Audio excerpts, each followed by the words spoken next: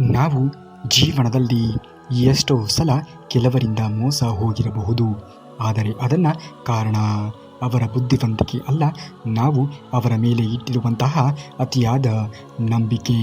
ಮನುಷ್ಯ ಬದುಕಿರುವಾಗಲೇ ಸಾಯುವ ಹಾಗೆ ಮಾಡುವಂತಹ ಎರಡು ಬಲವಾದ ಆಯುಧಗಳು ಅಂದರೆ ಒಂದು ಅವಮಾನ, ಇನ್ನೊಂದು ಅನುಮಾನ. ಯಾರ ಮೇಲೆಯೂ ಕೂಡ ಅನುಮಾನವನ್ನು ಪಡುವುದಕ್ಕೆ ಹೋಗಲೇಬಾರದು. ಪ್ರತ್ಯಕ್ಷವಾಗಿ ಕಂಡರೂ ಕೂಡ ಪ್ರಮಾಣಿಸಿ ನೋಡು ಎನ್ನುವ ಮಾತಿಗೆ ಅನುಗುಣವಾಗಿ ಮೊದಲು ಗಮನಿಸಬೇಕು. ಯಾರು ಏನು ಮಾಡಿದ್ದಾರೆ, ಯಾರು ತಪ್ಪು ಮಾಡಿದ್ದಾರೆ ಎನ್ನುವಂತಹ ತಿಳಿವನ್ನು ನಾವು ಪಡೆದುಕೊಂಡಾಗ ಮಾತ್ರ ಇನ್ನೊಬ್ಬರಿಗೆ ನಾವು ಹೇಳುವುದಕ್ಕೆ ಸಾಧ್ಯವಾದೀತು. ತಪ್ಪು ಮಾಡುವಾಗ ಮನುಷ್ಯನಿಗೆ ಅರಿವು ಎನ್ನುವುದು ಇರುವುದಿಲ್ಲ, ಆದರೆ ಮೋಸ ಮಾಡುವಾಗ ಅರಿವು ಎನ್ನುವುದು ಇರುತ್ತದೆ. ಹಾಗಾಗಿ ತಪ್ಪು ಮನ್ನಿಸಬಹುದು, ಮೋಸವನ್ನು ಮನ್ನಿಸುವುದಕ್ಕೆ ಸಾಧ್ಯವೇ ಇಲ್ಲ.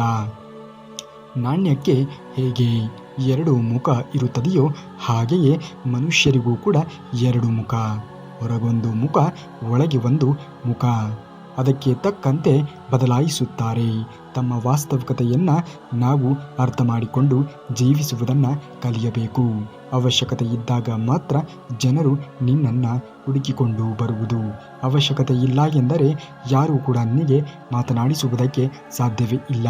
ಕೇವಲ ಅವರವರ ಸ್ವಾರ್ಥ ರೀತಿಯಲ್ಲಿ ಯೋಚನೆಗಳನ್ನು ಮಾಡುತ್ತಾರೆ.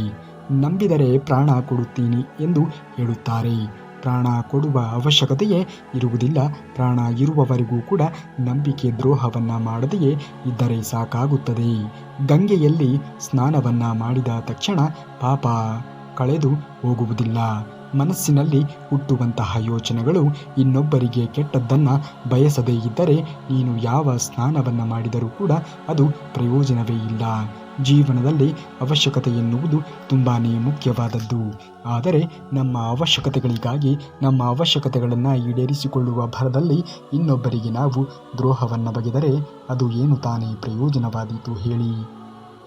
ಸಂಬಂಧಗಳು ತೀರಾ ಹಳಸಿ ಹೋಗುವ ಮುನ್ನ ದೂರವಾಗುವುದೇ ಚೆನ್ನ. ಇಲ್ಲವಾದರೆ ಉಳಿಯಬಹುದಾಗಿರುವಂತಹ ಕೆಲವು ಸಿಹಿ ನೆನಪುಗಳು ಕೂಡ ಕಹಿಯಾಗಿ ಬದಲಾಗಬಹುದು.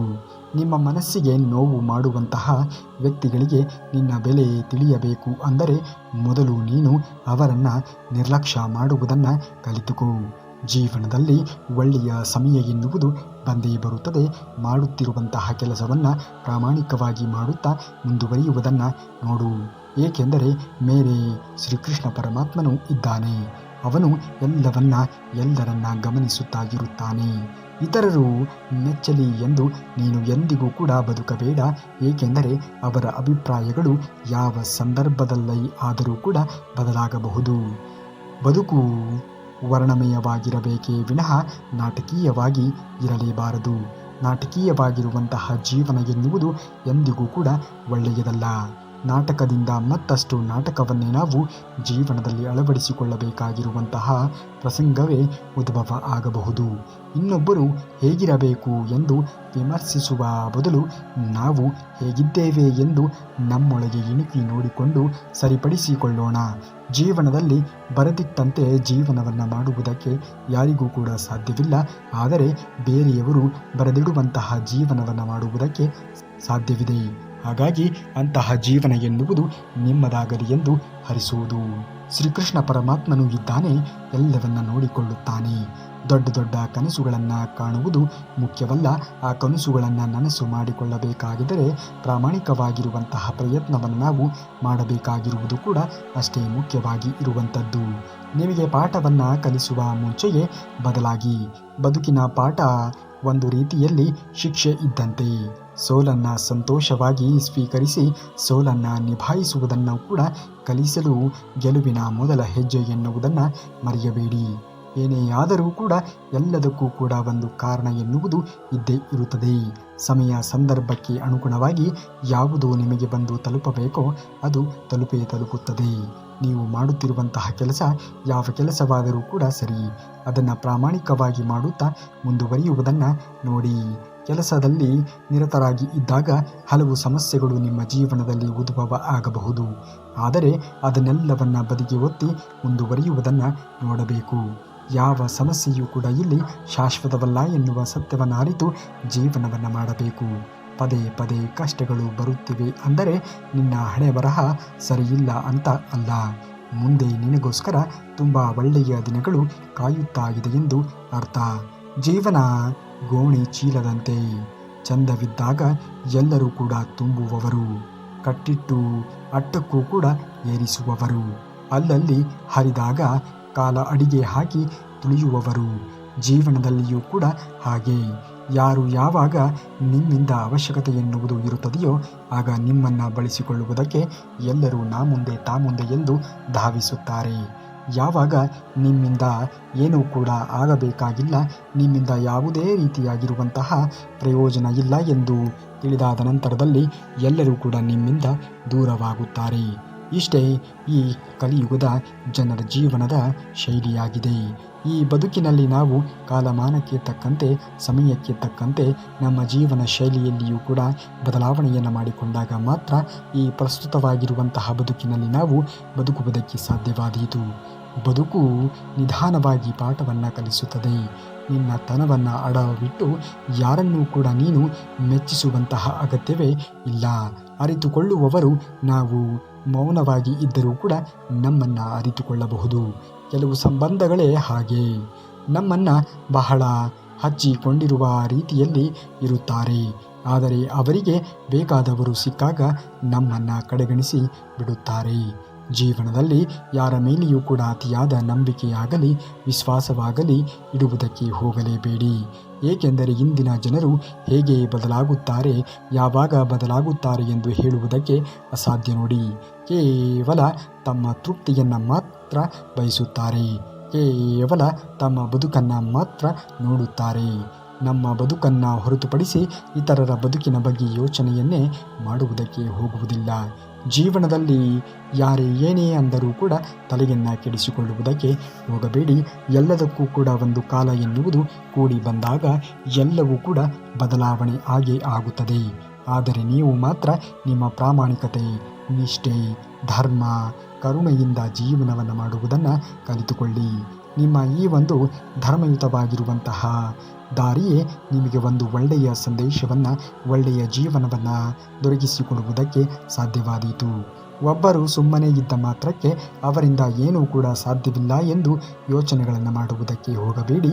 ಏಕೆಂದರೆ ಶಾಂತವಾದ ಸಮುದ್ರದಲ್ಲಿಯೇ ಸುನಾಮಿ ಏಳುವುದು. ಇನ್ನೊಬ್ಬರ ಜೀವನದಲ್ಲಿ ತಮಾಷೆಗೂ ಕೂಡ ಆಟ ಆಡುವುದಕ್ಕೆ ಹೋಗಬೇಡಿ. ಏಕೆಂದರೆ ನಿಮ್ಮನ್ನು ಆಡಿಸುವುದಕ್ಕೆ ಮೇಲೆ ಒಬ್ಬ ಇದ್ದಾನೆ ಅನ್ನುವುದನ್ನು ಯಾವುದೇ ಕಾರಣಕ್ಕೂ ಕೂಡ ಮರೆಯುವುದಕ್ಕೆ ಹೋಗಬೇಡಿ. ಯಾರೂ ನೋಡುತ್ತಿಲ್ಲ ಎಂದು ನೀವು ಹೇಗೆ ಬೇಕೋ ಹಾಗೆ ಇನ್ನೊಬ್ಬರ ಜೀವನದಲ್ಲಿ ನಾಟಕವನ್ನು ಅಥವಾ ಆಟವನ್ನು ಆಡುವುದಕ್ಕೆ ಹೋದರೆ ಮೇಲೆ ಇರುವಂತಹ ಶ್ರೀಕೃಷ್ಣ ಪರಮಾತ್ಮನು ಯಾರಿಗೆ ಯಾವುದನ್ನು ಹೇಗೆ ಕರುಣಿಸಬೇಕು, ಏನನ್ನು ಮಾಡಬೇಕು, ಏನನ್ನು ಮಾಡಬಾರದು ಎನ್ನುವುದು ನಮಗಿಂತ ಚೆನ್ನಾಗಿ ಆತನಿಗೆ ತಿಳಿದಿರುತ್ತದೆ ಎನ್ನುವುದನ್ನು ಮರೆಯಬೇಡಿ. ಸಮಯ ಮತ್ತು ನಂಬಿಕೆ, ಮರ್ಯಾದೆ ಎಂತಹ ಪಕ್ಷಿಗಳು ಅಂದರೆ ಒಮ್ಮೆ ಹಾರಿ ಹೋದರೆ ಎಂದಿಗೂ ಕೂಡ ಹಿಂತಿರುಗಿ ಬರುವುದಿಲ್ಲ. ಹಾಗಾಗಿ ಇವುಗಳನ್ನು ಎಂದಿಗೂ ಕೂಡ ಕಳೆದುಕೊಳ್ಳುವುದಕ್ಕೆ ಹೋಗಬೇಡಿ. ಕೋಪಿಸಿಕೊಳ್ಳುವ ಹೃದಯದಲ್ಲಿ ಪ್ರೀತಿಸುವ ಗುಣ ಇರುತ್ತದೆ. ಈ ಹೃದಯವನ್ನು ಅರ್ಥ ಮಾಡಿಕೊಂಡು ನೋಡು, ಕೊನೆಯವರೆಗೂ ಕೂಡ ಜೊತೆಯಾಗಿ ಇರುತ್ತದೆ ಎನ್ನುವುದನ್ನು ಮರೆಯಬೇಡಿ. ನಿಮ್ಮನ್ನು ಯಾರು ಅರ್ಥೈಸಿಕೊಂಡು ಇರುತ್ತಾರೆಯೋ ಅವರಿಗೆ ಸಮಯವನ್ನು ವಿನಿಯೋಗ ಮಾಡುವುದರಲ್ಲಿ ಅರ್ಥ ಎನ್ನುವುದು ಇರುತ್ತದೆ. ನಿಮ್ಮನ್ನು ಯಾರು ಅರ್ಥ ಮಾಡಿಕೊಳ್ಳುವುದಿಲ್ಲವೋ ಅಂಥವರ ಬಗ್ಗೆ ನೀವು ಯೋಚನೆಗಳನ್ನು ಮಾಡುವುದು ಕೂಡ ತಪ್ಪಾಗುತ್ತದೆ. ನಿಮ್ಮ ಅತ್ಯಮೂಲ್ಯವಾಗಿರುವಂತಹ ಸಮಯವನ್ನು ಅಂಥವರ ಬಗ್ಗೆ ಏಕೆ ಯೋಚನೆಗಳನ್ನು ಮಾಡಿ ವ್ಯಯ ಮಾಡುತ್ತೀರಿ? ಓದಿನಿಂದ ಕಲಿತಿರುವಂತಹ ಪಾಠಗಳು ಮರೆತರೂ ಮರೆಯಬಹುದು. ಜೀವನದ ಒಂದು ಅನುಭವದಿಂದ ಕಲಿತಿರುವಂತಹ ಪಾಠಗಳು ಮರೆಯುವುದಕ್ಕೆ ಸಾಧ್ಯವೇ ಇಲ್ಲ. ಕೆಲವೊಮ್ಮೆ ಮನಸ್ಸು ಹೇಳುತ್ತದೆ, ಜನರು ನಿನ್ನೊಂದಿಗೆ ಹೇಗೆ ವರ್ತಿಸುತ್ತಾ ಇರುತ್ತಾರೆಯೋ ನೀನು ಹಾಗೆಯೇ ವರ್ತಿಸು ಎಂದು. ಆದರೆ ಹೃದಯ ಎನ್ನುವುದು ಹೇಳುತ್ತದೆ, ನಾವು ಅವರಂತೆಯೇ ವರ್ತಿಸಿದರೆ ಅವರಿಗೂ ನಮಗೂ ಏನು ತಾನೇ ವ್ಯತ್ಯಾಸ ಹೇಳಿ ಎಂದು. ಹಾಗೆಯೇ ಜೀವನದಲ್ಲಿ ನಿಮ್ಮ ಪಾಡಿಗೆ ನೀವಿದ್ದು ನಿಮ್ಮ ಏನು ಆದರ್ಶಗಳು ಇದ್ದಾವೆಯೋ ಆ ಆದರ್ಶಕ್ಕೆ ತಕ್ಕಂತೆ ನಿಮ್ಮ ಜೀವನವನ್ನು ನಡೆಸುವುದನ್ನು ಕಲಿಸಬೇಕು. ಇತರರಿಗೂ ಕಲಿಸಬೇಕು. ನೀವು ಅದನ್ನು ಜೀವನದಲ್ಲಿ ಅಳವಡಿಸಿಕೊಳ್ಳಬೇಕು. ಜಗತ್ತಿನಲ್ಲಿ ಒಳ್ಳೆಯವರಿಗೆ ಕೆಟ್ಟದ್ದು ಆಗುವುದು, ತುಂಬ ಕೆಟ್ಟವರಿಗೆ ಒಳ್ಳೆಯ ದಿನಗಳು ಬರುತ್ತವೆ. ಆದರೆ ಒಂದು ನೆನಪಿನಲ್ಲಿ ಇಟ್ಟುಕೊಳ್ಳಿ, ಈ ಒಳ್ಳೆಯ ದಿನಗಳು ಕೆಟ್ಟವರಿಗೆ ಶಾಶ್ವತವಾಗಿ ಇರುವುದಕ್ಕೆ ಸಾಧ್ಯವೇ ಇಲ್ಲ. ಹಾಗೆಯೇ ಒಳ್ಳೆಯವರಿಗೂ ಕೂಡ ಕೆಟ್ಟ ದಿನಗಳು ಶಾಶ್ವತವಾಗಿ ಇರುತ್ತದೆ ಎನ್ನುವುದನ್ನು ಹೇಳುವುದಕ್ಕೆ ಅಸಾಧ್ಯ. ನೋಡಿ, ಈ ಜಗತ್ತನ್ನು ಬರೀ ಕಣ್ಣಿನಿಂದ ನೋಡಿದರೆ ಎಲ್ಲದರಲ್ಲಿಯೂ ಕೂಡ ದ್ವೇಷ ಎನ್ನುವುದು ಕಾಣುತ್ತದೆ. ಒಂದು ಸಲ ಹೃದಯದಿಂದ ನೋಡು, ಇಡೀ ಜಗತ್ತೇ ಸುಂದರವಾಗಿ. ಜೀವನದಲ್ಲಿ ನಿನ್ನ ಯಾರನ್ನಾದರೂ ಅವಮಾನಿಸಿದರೆ ಹೆದರುವುದಕ್ಕೆ ಹೋಗಬೇಡ.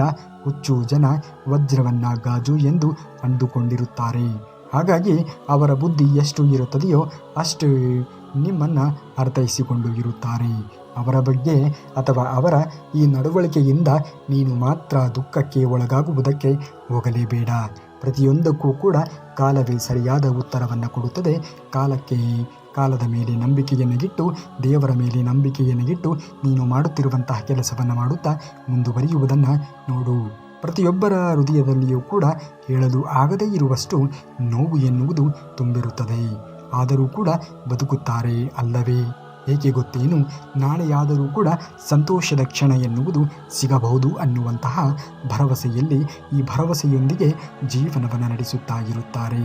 ಒಂದು ರೀತಿಯಲ್ಲಿ ಹೇಳುವುದೇ ಆದರೆ ಈ ಭರವಸೆಯೇ ಒಳ್ಳೆಯ ಜೀವನ ಎಂದು ಹೇಳಬಹುದು. ಅದೇ ಜೀವನ ಎನ್ನುವುದು ಸಂತಸದ ಸಮಯದಲ್ಲಿ ಚಪ್ಪಾಳೆ ತಟ್ಟುವ 10 ಬೆರಳುಗಳಿಗಿಂತ ದುಃಖದ ಸಮಯದಲ್ಲಿ ಕಣ್ಣೀರನ್ನು ಒರೆಸುವಂತಹ 1 ಬೆರಳು ಶ್ರೇಷ್ಠವಾಗಿ ಇರುತ್ತದೆ ಎನ್ನುವುದನ್ನು ಮರೆಯಬೇಡಿ. ಜೀವನದಲ್ಲಿ ಪ್ರತಿಯೊಬ್ಬರಿಗೂ ಕೂಡ ಸಮಸ್ಯೆ ಎನ್ನುವುದು ಇದ್ದೇ ಇರುತ್ತದೆ. ಅಷ್ಟೇ ಏಕೆ, ಈ ಭೂಮಿಯ ಮೇಲೆ ಇರುವಂತಹ ಪ್ರತಿ ಪ್ರಾಣಿ ಪಕ್ಷಿಗಳಿಗೂ ಕೂಡ, ಜೀವರಾಶಿಗಳಿಗೂ ಕೂಡ ತಮ್ಮದೇ ಆಗಿರುವಂತಹ ಸಮಸ್ಯೆಗಳು ಎನ್ನುವುದು ಇದ್ದೇ ಇರುತ್ತವೆ. ಆದರೆ ಮನುಷ್ಯನು ಮಾತ್ರ ಯಾರಿಗೂ ಕೂಡ ಇಲ್ಲದೇ ಇರುವಂತಹ ಸಮಸ್ಯೆ ನನಗೊಬ್ಬನಿಗೆ ಇದೆ ಎಂದು ಅಂದುಕೊಂಡು ದುಃಖಕ್ಕೆ ಒಳಗಾಗುತ್ತಾನೆ. ಎಲ್ಲರಂತೆ ನನ್ನ ಜೀವನವೂ ಕೂಡ ಸಾಗುತ್ತದೆ, ಎಲ್ಲರ ಸಮಸ್ಯೆಗಳಿಗೆ ಪರಿಹಾರ ಎನ್ನುವುದು ಸಿಗುತ್ತದೆ ಎನ್ನುವುದು ಸತ್ಯವಾದಂತಹ ಮಾತು. ಆದರೆ ನನ್ನ ಸಮಸ್ಯೆಗೂ ಕೂಡ ಪರಿಹಾರ ಎನ್ನುವುದು ಸಿಗುತ್ತದೆ ಎನ್ನುವುದನ್ನು ಮಾತ್ರ ಅರಿಯುವುದಕ್ಕೆ ಹೋಗುವುದಿಲ್ಲ. ಸಮಯ ಮತ್ತು ಪರಿಸ್ಥಿತಿ ಯಾವ ಕ್ಷಣದಲ್ಲಾದರೂ ಕೂಡ ಬದಲಾಗಬಹುದು. ಆದ್ದರಿಂದ ಯಾರನ್ನೂ ಕೂಡ ಅವಮಾನ ಮಾಡುವುದಕ್ಕೆ ಹೋಗಬೇಡಿ, ಕೀಳಾಗಿ ನೋಡುವುದಕ್ಕೂ ಕೂಡ ಹೋಗಬೇಡಿ. ನೀವು ಶಕ್ತಿಶಾಲಿ ಆಗಿರಬಹುದು, ಆದರೆ ಸಮಯ ಎನ್ನುವುದು ನಿಮಗಿಂತಲೂ ಕೂಡ ಶಕ್ತಿಶಾಲಿ ಎನ್ನುವುದನ್ನು ಮರೆಯಬೇಡಿ. ಸಮಯಕ್ಕೆ ತಕ್ಕಂತೆ ಯಾರು ವರ್ತನೆಗಳನ್ನು ಮಾಡುವುದನ್ನು ಕಲಿತುಕೊಂಡು ಇರುತ್ತಾರೆಯೋ ಈ ಪ್ರಸ್ತುತವಾಗಿರುವಂತಹ ದಿನಮಾನಗಳಲ್ಲಿ ಅವರು ಮಾತ್ರ ಜೀವನದಲ್ಲಿ ಏಳಿಗೆಯನ್ನು ಹೊಂದುವುದಕ್ಕೆ ಸಾಧ್ಯವಾದೀತು. ನೀವು ಯಾರನ್ನಾದರೂ ಸ್ವರ್ಣ ಹೃದಯದಿಂದ ನಂಬಿದ್ದೀರಾ ಅಥವಾ ನಂಬಿಕೆಗೆ ಅವರು ದ್ರೋಹವನ್ನು ಮಾಡಿದ್ದಾರಾ?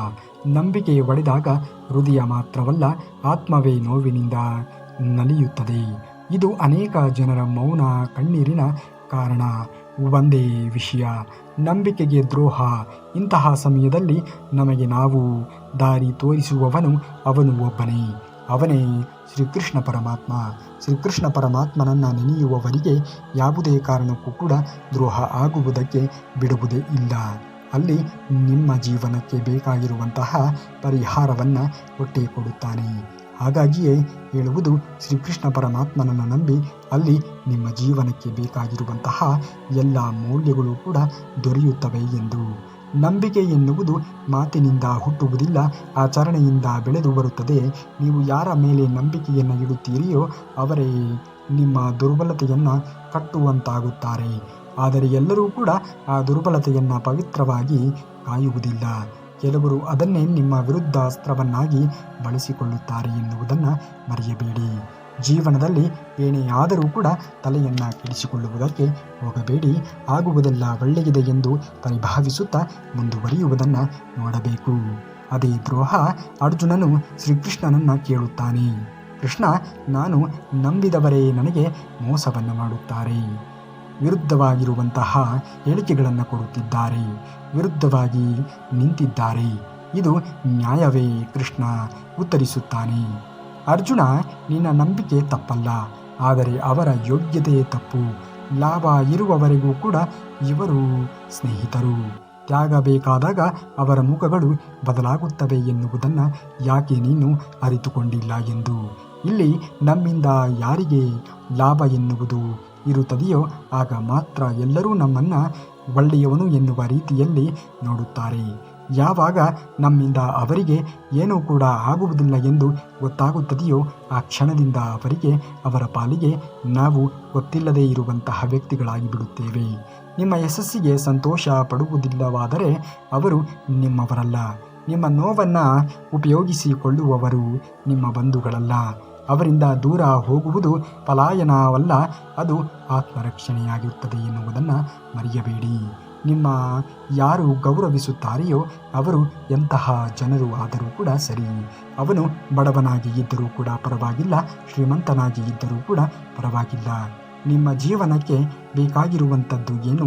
ನಿಮ್ಮ ಭಾವನೆಗಳನ್ನು ಅರ್ಥ ಮಾಡಿಕೊಳ್ಳುವಂತಹ ವ್ಯಕ್ತಿಯಾಗಿದ್ದರೆ ಸಾಕು. ಅವನು ಯಾರಾದರೆ ನಮಗೇನು? ನಮ್ಮ ಭಾವನೆಗಳಿಗೆ ಸ್ಪಂದಿಸುವಂತಹ ಗುಣ ಅವನಲ್ಲಿ ಇರುವುದೇ ಆದರೆ ನಾವು ಕೂಡ ಅವರ ಭಾವನೆಗಳಿಗೆ ಸ್ಪಂದಿಸುವಂತಹ ಗುಣವನ್ನು ಬೆಳೆಸಿಕೊಳ್ಳುವುದೇ ಒಳ್ಳೆಯದು. ಆಗ ನಿಮ್ಮ ಸ್ನೇಹ ಎನ್ನುವುದು ಗಟ್ಟಿಯಾಗಿ ಇರುವುದಕ್ಕೆ ಸಾಧ್ಯವಾಗುತ್ತದೆ. ಶ್ರೀಕೃಷ್ಣ ಪರಮಾತ್ಮನು ಹೇಳುತ್ತಾನೆ, ಕ್ಷಮಿಸು, ಆದರೆ ಮತ್ತೆ ಅಂದವಾಗಿ ನಂಬುವುದಕ್ಕೆ ಹೋಗಬೇಡ. ಕ್ಷಮೆ ಎಂದರೆ ಮತ್ತೆ ಅವಕಾಶ ಕೊಡುವುದು ಅಲ್ಲ. ಕ್ಷಮೆ ಅಂದರೆ ನಿನ್ನ ಮನಸ್ಸನ್ನು ಭಾರದಿಂದ ಮುಕ್ತಗೊಳಿಸುವುದು. ದ್ರೋಹವು ನಿನ್ನ ದುರ್ಬಲತೆಯನ್ನಾಗಿ ಮಾಡಬಾರದು, ಅದು ನಿನ್ನನ್ನು ಜಾಣರನ್ನಾಗಿ ಮಾಡಬೇಕು. ಎಲ್ಲರೂ ಕೂಡ ಕೈ ಬಿಡಬಹುದು. ಸ್ನೇಹ ಸಂಬಂಧವಾಗಿರಬಹುದು, ಪ್ರೀತಿಯೇ ಆಗಿರಬಹುದು. ಆದರೆ ಒಬ್ಬ ಮಾತ್ರ ನಿಮ್ಮನ್ನು ಕೈ ಬಿಡುವುದೇ ಇಲ್ಲ, ಅವನೇ ಶ್ರೀಕೃಷ್ಣ ಪರಮಾತ್ಮ. ನಿಮ್ಮ ಎಂತಹ ಪರಿಸ್ಥಿತಿಗಳು ಎನ್ನುವುದು ನಿಮ್ಮ ಜೀವನದಲ್ಲಿ ಉದ್ಭವ ಆದರೂ ಕೂಡ ಆ ಎಲ್ಲ ಪರಿಸ್ಥಿತಿಗಳಿಗೆ ತಕ್ಕ ರೀತಿಯಾಗಿರುವಂತಹ ಉತ್ತರವನ್ನು ಶ್ರೀಕೃಷ್ಣ ಪರಮಾತ್ಮನು ಕೊಟ್ಟೇ ಕೊಡುತ್ತಾನೆ ಎನ್ನುವುದನ್ನು ಮರೆಯಬೇಡಿ. ಮಾಡುತ್ತಿರುವಂತಹ ಕೆಲಸವನ್ನು ನಿಷ್ಠೆಯಿಂದ ಪ್ರಾಮಾಣಿಕತೆಯಿಂದ ಮಾಡುತ್ತಾ ಮುಂದುವರಿಯುವುದನ್ನು ನೋಡಿ ಅಷ್ಟೇ. ನೀನು ನಿನ್ನ ಕರ್ತವ್ಯವನ್ನು ಮಾಡಿದರೆ ಭಗವಂತ ನಿನ್ನ ಕೈ ಬಿಡುವುದಿಲ್ಲ. ಮನುಷ್ಯರ ಮೇಲೆ ಅಲ್ಲ, ಧರ್ಮದ ಮೇಲೆ ನಂಬಿಕೆಯನ್ನು ಇಡು. ನಿನ್ನನ್ನು ದ್ರೋಹ ಮಾಡಿದವರು, ನಿನ್ನ ಶಕ್ತಿಯನ್ನು ಅರಿಯದೇ ಇರುವವರು ಇಂದು ಅಂತ್ಯವಲ್ಲ, ಇದು ನಿನ್ನ ಜೀವನದ ಹೊಸ ಆರಂಭ ಎಂದು ನಿನ್ನಲ್ಲಿ ನೀನು ತಿಳಿದುಕೋ. ನಿನ್ನ ಮೌಲ್ಯವನ್ನು ಅರಿತುಕೋ. ಮತ್ತೆ ಯಾರು ನಿನ್ನ ನಂಬಿಕೆಯನ್ನು ತಿಳಿಯದಂತೆ ನಿನ್ನನ್ನು ಚಿಂತೆಗೆ ಒಳಪಡಿಸುತ್ತಿದ್ದಾರೆಯೋ ಅವರ ಬಗ್ಗೆ ಯೋಚನೆಗಳನ್ನು ಮಾಡುವುದಕ್ಕೆ ಹೋಗಲೇಬೇಡ. 100 ಸಾರಿ ಸೋತಿರಬಹುದು, ಆದರೆ 101 ಸಾರಿ ಗೆದ್ದೇ ಗೆಲ್ಲುತ್ತೀಯ. ಸೋಲು ಗೆಲುವಿನ ಮೆಟ್ಟಿಲು. ಬಿದ್ದವರೆಲ್ಲರೂ ಕೂಡ ಮರಳಿ ಏಳಲೇಬೇಕು. ಬೀಳದೆ ಇದ್ದವನು ಎಂದೂ ಕೂಡ ಮೇಲೆ ಏಳುವುದಕ್ಕೆ ಸಾಧ್ಯವಿಲ್ಲ. ತಪ್ಪು ಅನ್ನುವುದು ಜೀವನದ ಒಂದು ಅವಿಭಾಜ್ಯ ಅಂಗ ಇದ್ದ ಹಾಗೆ. ಜೀವನ ಎನ್ನುವುದು ಒಂದು ಸಣ್ಣ ಪುಟ, ಸಂಬಂಧ ಅನ್ನುವುದು ಪೂರ್ತಿ ಪುಸ್ತಕ. ದಯವಿಟ್ಟು ಆ ಒಂದು ಪುಟಕ್ಕೋಸ್ಕರ ಪೂರ್ತಿಯಾಗಿರುವಂತಹ ಪುಸ್ತಕವನ್ನು ಕಳೆದುಕೊಳ್ಳುವುದಕ್ಕೆ ಹೋಗಲೇಬೇಡಿ. ಜೀವನ ಎನ್ನುವುದು ನಾವು ಅಂದುಕೊಂಡಂತೆ ಯಾವುದೂ ಕೂಡ ಇರುವುದಿಲ್ಲ. ಈ ಜೀವನ ಎನ್ನುವಂತಹ ಒಂದು ಬಂಧನದಲ್ಲಿ ಯಾವ ತಿರುಳುಗಳು ಬರುತ್ತದೆಯೋ ಆ ಎಲ್ಲ ತಿರುಳುಗಳನ್ನು ನಾವು ಅನುಭವಿಸುತ್ತಾ ಮುಂದುವರಿಯುವುದನ್ನು ನೋಡಬೇಕು.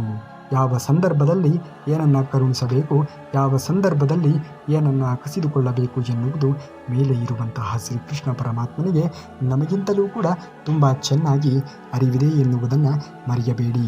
ನಾವು ಇನ್ನು ಕೇವಲ ಹುಳು ಮಾನವರು ಅಷ್ಟೇ ಎನ್ನುವುದನ್ನು ಮರೆಯಬಾರದು. ಏನೇನೂ ಕೂಡ ಆಗುತ್ತೀನಿ ಅನ್ನುವುದರ ಬದಲು ಮನುಷ್ಯತ್ವ ಇರುವ ಮನುಷ್ಯ ಆದರೆ ಸಾಕು. ಮನುಷ್ಯತ್ವ ಹಾಗೂ ಮಾನವೀಯತೆಯನ್ನು ಸೋಲಿಸುವಂತಹ ಶಕ್ತಿ ಇನ್ನೊಂದು ಇರುವುದಕ್ಕೆ ಸಾಧ್ಯವೇ ಇಲ್ಲ. ಇನ್ನೊಬ್ಬರ ಬಗ್ಗೆ ಏನೂ ಕೂಡ ನಮಗೆ ತಿಳಿಯದೇ ಇರುವ ಅದನ್ನು ನಂಬಿಕೆ ಹೊರತು ಬೇರೆಯವರಿಂದ ಕೇಳಿಸಿಕೊಳ್ಳುವುದು ಅಲ್ಲ. ನಿಮಗೆ ಇನ್ನೊಬ್ಬರ ಬಗ್ಗೆ ಏನೂ ಕೂಡ ತಿಳಿಯದೆ ಇನ್ನೊಬ್ಬರ ಬಗ್ಗೆ ಅಪಪ್ರಚಾರವನ್ನು ಮಾತನಾಡುವುದು ಖಂಡಿತವಾಗಿಯೂ ಕೂಡ ತಪ್ಪಾಗುತ್ತದೆ. ಒಬ್ಬ ವ್ಯಕ್ತಿಯ ಬಗ್ಗೆ ಸಂಪೂರ್ಣವಾಗಿ ತಿಳಿದುಕೊಳ್ಳದೆ ಯಾವುದೇ ರೀತಿಯಾಗಿರುವಂತಹ ನಿರ್ಧಾರವನ್ನು ತೆಗೆದುಕೊಳ್ಳುವುದು ಖಂಡಿತವಾಗಿಯೂ ಕೂಡ ತಪ್ಪಾಗುತ್ತದೆ ಎನ್ನುವುದನ್ನು ಮರೆಯಬೇಡಿ. ಒಂಟಿತನ ಆಕರ್ಷಕವಲ್ಲದೇ ಇದ್ದರೂ ಕೂಡ ಕೆಟ್ಟವರ ಸಂಘಕ್ಕಿಂತ ಒಳ್ಳೆಯದು. ಉತ್ತಮ ಸಹವಾಸ ಲಭ್ಯವಾದರೆ ಏಕಾಂಗಿಯಾಗಿ ಇರುವುದೇ ಒಳ್ಳೆಯದು. ಸೋಲು, ಒಂಟಿತನ ಈ ಎರಡೂ ಜೀವನದಲ್ಲಿ ಬಹಳ ಪಾಠಗಳನ್ನು ನಮಗೆ ಕಲಿಸಿಕೊಡುತ್ತದೆ. ಒಂದು ಯಾವ ತರಹದ ಗೆಲ್ಲಬೇಕು ಎಂದು ಕಲಿಸಿದರೆ ಮತ್ತೊಂದು ಜೀವನದಲ್ಲಿ ಯಾರನ್ನೂ ಕೂಡ ನಂಬಬೇಕು, ಹೇಗೆ ಜೀವನವನ್ನು ಮಾಡಬೇಕು ಎನ್ನುವುದನ್ನು ಕಲಿಸುತ್ತದೆ. ಸೋಲು ಎನ್ನುವುದು ಜೀವನದಲ್ಲಿ ಆದಾಗಲೇ ನಾವು ಪುಟಿದು ನಿಲ್ಲುವುದಕ್ಕೆ ಸಾಧ್ಯವಾದೀತು. ಜೀವನದಲ್ಲಿ ಬರುವಂತಹ ಸೋಲನ್ನು ನಿಮ್ಮ ಇಷ್ಟದಂತೆ ನೀವು ಸ್ವೀಕರಿಸಿ ಆ ಸೋಲನ್ನು ಹೇಗೆ ಮೆಟ್ಟಿ ನಡೆಯಬಹುದು ಎನ್ನುವುದಾಗಿ ಯೋಚನೆಗಳನ್ನು ಮಾಡಿ. ಆಗ ಖಂಡಿತವಾಗಿಯೂ ಕೂಡ ಒಂದಲ್ಲ ಒಂದು ದಿನ ನೀವು ನಿಮ್ಮ ಗುರಿಯಲ್ಲಿ ಯಶಸ್ಸನ್ನು ಕಾಣುವುದಕ್ಕೆ ಸಾಧ್ಯವಾದೀತು.